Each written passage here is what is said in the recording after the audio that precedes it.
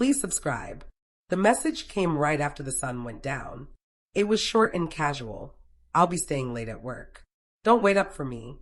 I read it once, then a second time, without any big emotional reaction at first. Staying late wasn't anything new. The excuses weren't new either. What felt different was the clear understanding that had grown in me over the last few weeks. Patterns don't lie once you stop making excuses for them. I didn't argue. I didn't ask for details. I didn't call her. I just wrote back. I already ate dinner with HR. Then I set my phone face down on the table and drank the rest of my coffee in quiet. My reply wasn't meant to threaten or mock her. It was simply setting a line. I had spent too much time waiting, wondering and questioning myself. That night, I picked peace over a fight. Whatever the real story was, it would come out soon enough, and I wanted to be steady when it did, not upset or out of control. For weeks, I had noticed the small shifts. The phone she now kept close and guarded, the sudden extra hours at work, the way her stories about the job turned fuzzy instead of full of details. I didn't rush to assume the worst. I paid attention to the patterns. I asked simple, normal questions. I listened more than I talked. Slowly, worry turned into knowing, and knowing meant I had to do something. I didn't go to HR because I was mad or wanted to get even. I went because being open matters both at work and in a marriage. I shared the facts, the dates, and my concerns in a calm way. No wild claims, no big scenes, just the information. They listened closely, thanked me, and said they would take care of it the right way. That dinner wasn't about celebrating anything. It was just the next step. Sitting alone afterward, I realized something key.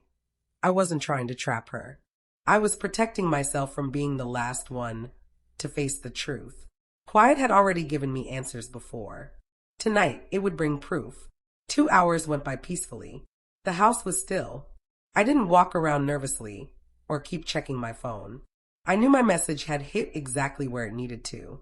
When the front door opened at last, it sounded heavier than normal. Emily walked in slowly, her face pale, eyes wide with what looked like fear. Not guilt or anger, but real fear. She didn't say hello. She didn't take off her jacket. She just stood there, frozen, like she had stepped into a situation she wasn't ready for. I looked up quietly and met her gaze. In that second, I didn't need her to explain anything. Her face said it all. People who have done nothing wrong don't look like they've been caught. She tried to talk, then stopped. The quiet between us felt heavy, final, and impossible to fix. Finally, she asked what I meant by my text. I didn't repeat it. I just said that being honest couldn't be avoided anymore. She sat down slowly, her hands shaking, seeing that whatever explanation she had ready wouldn't work now. I didn't point fingers at anything specific. I didn't have to. Fear doesn't come from a simple mix-up. It comes from facing what happens next. She started to explain, stopped, then tried again. Each try sounded practiced, but unfinished. I listened without cutting in, not because I believed her, but because this was the last time her words would carry weight for me. When she was done, I told her quietly that relationships at work don't turn into secrets by mistake.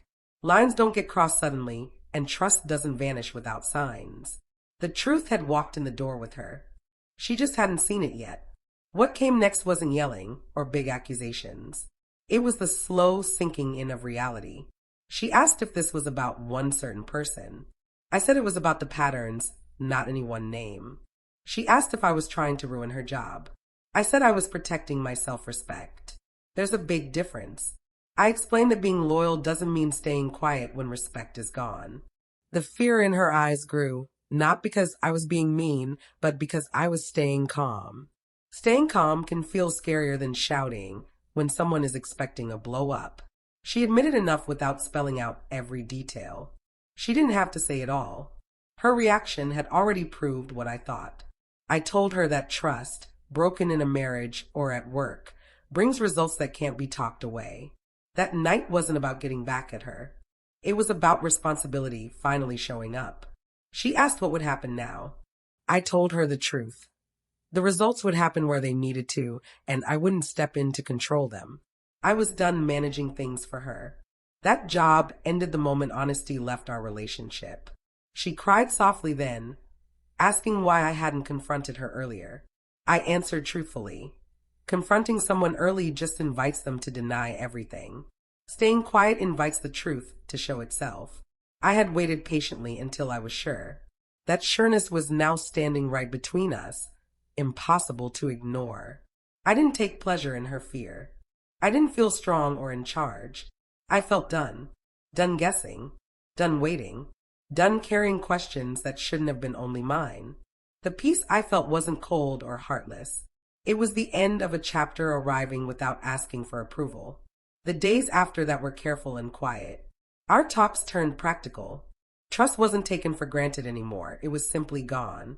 Friends noticed we seemed distant. I didn't explain. Some things don't need an audience. What mattered was that I no longer doubted myself. Her work situation changed fast, and so did our marriage. Not because I forced it, but because results move quicker than excuses. She tried to retell the story as something smaller, something easier to forgive. I didn't argue. I had already moved on from needing late answers. Real strength doesn't always look loud or dramatic. Sometimes it looks like refusing to bargain away your value once it's been lowered. Looking back, that one simple text showed everything. Don't wait for me. I hadn't been waiting anymore. My reply wasn't meant to frighten her. It was meant to state the truth without extra feeling. When she came home pale and shaken, I understood that fear doesn't come from being accused. It comes from reality finally arriving. That night changed it all.